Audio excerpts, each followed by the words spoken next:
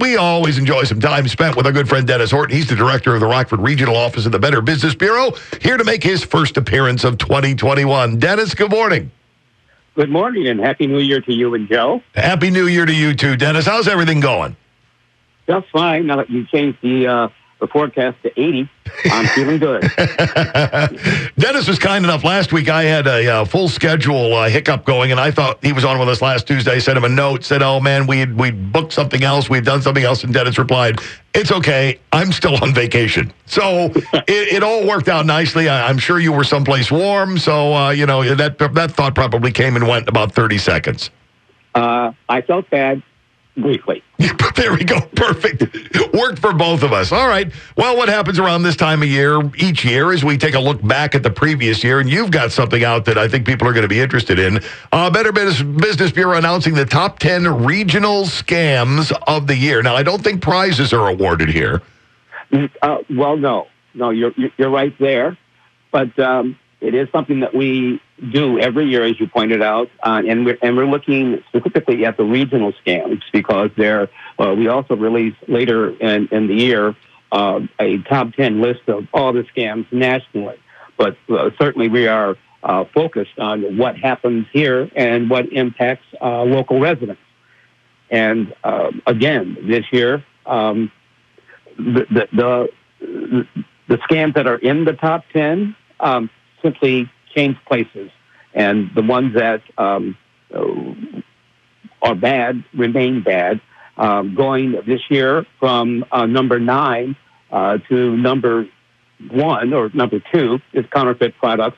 But the number 1 top 10 scam is online purchases, and we talked about this many times, you and I, Riley, and it's evident as to why that happened because we were all at home, and with the pandemic, not wanting to risk a whole lot of travel outside the house. So rather than go do your shopping in person, we sat back and did a lot of clicking. The problem is that we were clicking on a lot of fake websites, and a lot of money was lost. I recall when we talked about this, actually I looked at the release that we sent out back in October of 2020, and that the scam numbers shot up, and so that 80% of consumers reporting online purchases lost money, and an equally eye-popping number was that 13% of scams lost money so far. That was in 2020. It has not changed. 64% of people lost a lot of money. Well, and you know, like you have often said, scam artists are working on, a different plane than the rest of us. A lot of it, is forward projecting, looking at where we're at now and where we're going, and how do we set up our trap down the road? Well, when the pandemic hits and people are locked in at home, these guys knew right away that the majority of shopping is going to be done online. That's where we ought to go to mine as much of this as we can, and they really have. They really did, and you're right. The scammers. They plan ahead, and they watch current events and news, and the pandemic was no exception. Well, and what I think online, was it puppy scams that led as far as online goes? Yes, absolutely. And in fact, we had 2 reports of puppy scam ads, websites that were located right here in Rockford. On Guilford Road, and knowing the addresses where they were, obviously we knew that it was a scam, but people were falling for it, and to the tunes of buying puppies at thousands of dollars. And across the country, that was the problem. And it also pandemic-related. People were home, one thinking, because we're here, we have the time now to train the puppy. Or they were simply lonely. I would like to get a pet. Right.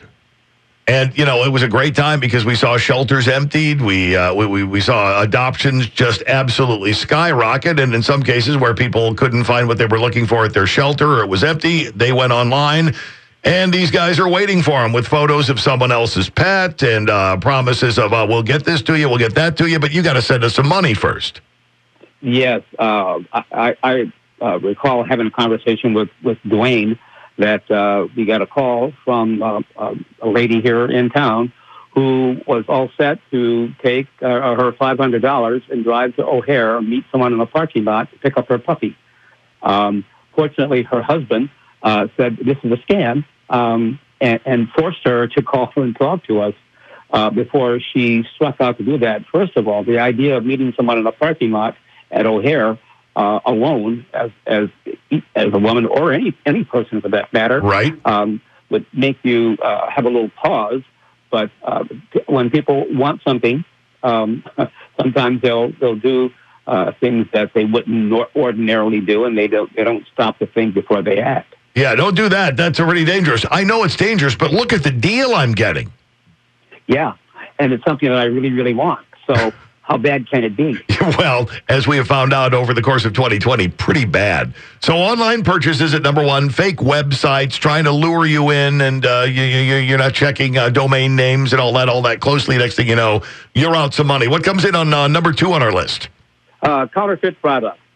Took calls myself when Dwayne was on vacation, and got a call from back-to-back calls from two people, both of whom had purchased products from China. Knowingly purchased those products from China, and when they didn't get them, wondered what went wrong. You try to explain, if you knew that the product was from China, you have no way of tracing or tracking the purchase, and now you are calling because you want to know what to do about it. In this case, you hate to be the bearer of bad news, but you tell them, there's very little that we can do. There's nothing that we can do, and very little that you're going to be able to do. The counterfeit products, clothing, electronics, shoes, purses, it's always a problem. But again, it all falls in line with those online purchases. And so many of the things this year or last year are COVID and pandemic related, because we were trying to protect ourselves. And again, as you pointed out, the scammers know it. And counterfeit products is one of the areas where they knew they could make a whole bunch of money. Yeah, and especially at the beginning of the pandemic, you had test kits, and you had masks, and then, of course, you had, drink this solution, put this solution around you, rub this on all those. It'll cure you. It'll keep you from getting it. And in desperation, a lot of people reached out and grabbed those products, and they didn't work, obviously, or we probably would have heard about it, but their money sure worked. That's right. And the thing is, one of the reasons why we do the top 10 so that we keep it in front of mind for people to know that it was a scam this year, last year, probably a scam the year before, gonna be a scam again this year. So make sure that you are paying attention to what you're doing. All right, so we look at the list of top 10 scams of 2020. We have online purchases at number one. Counterfeit products comes in at two. Where are we on three? Employment scams. And obviously, with unemployment numbers being as high as they are, and out of desperation, people are reacting to and applying to positions that they see posted online and on social media sites. And the minute you're asked to pay any money up front to apply for a position, you should know that is a red flag, that no legitimate employer is going to ask you to pay for an application. It should cost you nothing to apply for a position. And when those jobs are going to pay you $1,000 a week to sit at home and stuff an envelope, I've been in the wrong job for a long time. Oh, you and me both. Just to sit still and do that. And there have been, I've been at the Bureau now for almost 20 years. And those kinds of unemployment scams have been around since I've been around, and long before I joined the BBB. And people still fall for them, and especially egregious now, because people are in dire straits, and they need to find employment. And again, scammers know that, and that people will resort to doing things that they wouldn't normally do. Yep. So, once again, the minute you're looking at employment and the knowledge that they would like some money in order to make this happen comes around, you know that you're being taken. Exactly. Even if it's just $25, you should not have to pay anything for any employment. And the easier the job is to get when it requires no background, no information, you can start immediately. There's a problem. Yep. So be very, very careful about that one. And, especially when you hear we want payment for it, or if you hear, we need payment via gift card, those should set up a red flag that somebody's taking you for a ride here. Especially the gift card. When you are told to go to Walgreens or CVS and pick up a gift card for anything, you're talking to somebody over the phone or making a purchase over the phone because someone has called you, that is a huge red flag. No legitimate company wants you to pay using a gift card or an iTunes card and provide them the PIN number, and they'll get back to you.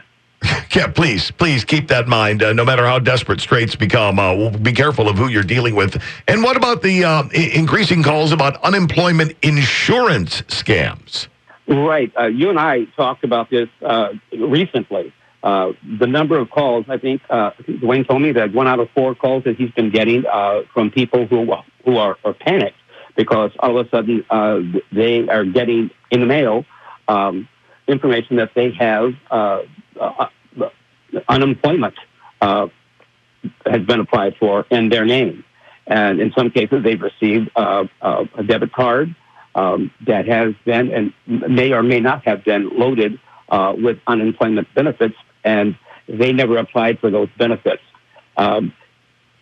If you look at the Illinois Department of Employment Security's website, on the website, it even has an apology to people who have received the letters stating they must pay back any overpayment or they are responsible for it.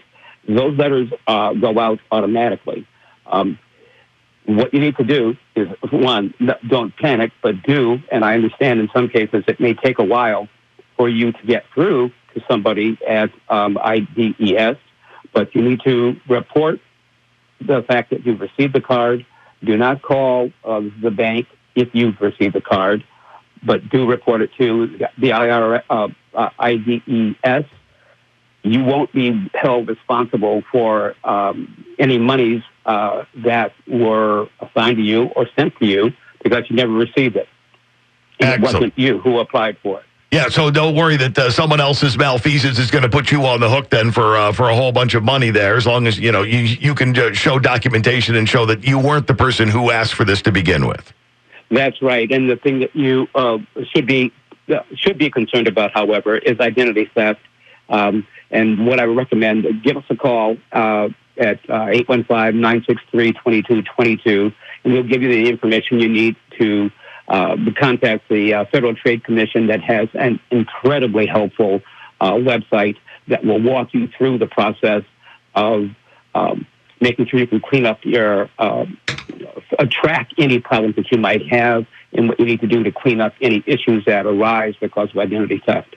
I think one of the things that jumps out at me, Dennis, as I look at your list of the top 10 scams, and we talk about the unemployment insurance scams as well, this is definitely not something that only happens to other people. No. Happens to all of us if we're not careful. Yeah, everybody's sitting back going, wow, that's a lot of that going on out there. Boy, those people must be doing something wrong. I must be making... No, it's just the opportunity for them to snag you has not occurred yet, or maybe you've been paying attention to all the warnings that Dennis has given us and you've gotten yourself through it. But it isn't just something that happens to somebody else. It's happening to hundreds of thousands of people to the tune of hundreds of millions of dollars a year. In fact, whilst I was on vacation, I'm looking at my statement, and I see there is a charge on there, not one, but 7 charges for a product that I never purchased. Oh, great. Yeah, so I don't know how it happened.